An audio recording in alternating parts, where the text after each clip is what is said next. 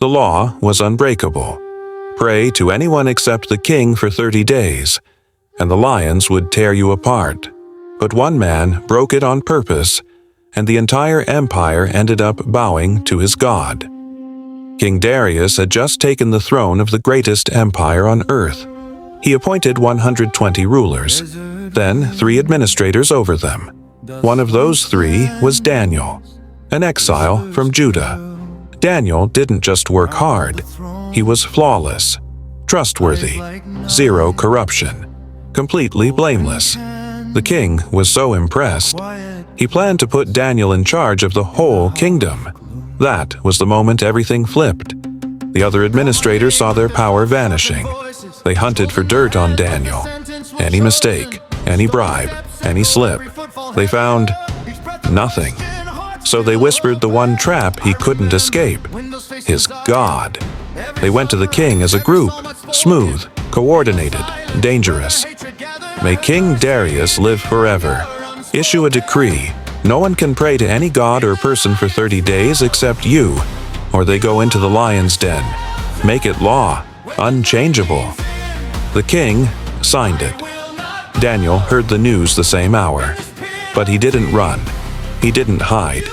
He walked straight upstairs, opened the windows toward Jerusalem, dropped to his knees, and prayed. 3 times a day, just like always. The conspirators were watching. They caught him mid-prayer. They raced to the king. "Your Majesty, Daniel the exile is ignoring your decree. He still prays to his God 3 times a day." The king froze. He spent the rest of the day desperately searching for a loophole. Every legal mind, every option, until sunset. Then the men reminded him, the law cannot be changed. No escape. They dragged Daniel to the den and threw him in. As the massive stone sealed the mouth and the king's ring pressed into the wax, Darius leaned over the edge and whispered the only words he could: "May your God, whom you serve continually, rescue you." All night the king paced his palace. No food, no sleep, just the distant roar of lions. At the first light of dawn, he ran to the den, voice breaking. "Daniel, servant of the living God, has your God been able to rescue you from the lions?" Silence. Then, a calm, unshaken voice rose from the darkness. "May the king live forever. My God sent his angel and shut the lions' mouths. They never touched me, because I was innocent before him and before you." The king's face lit up. He ordered Daniel pulled out immediately. Not a scratch, not one wound, because Daniel had trusted in his God. But the story wasn't finished. The men who set the trap, along with their wives and children, were thrown into the same den. Before they hit the floor, the lions crushed every bone. Then King Darius sent a message to every nation on earth: fear and reverence the God of Daniel. He is the living God. His kingdom will never end. He rescues. He saves.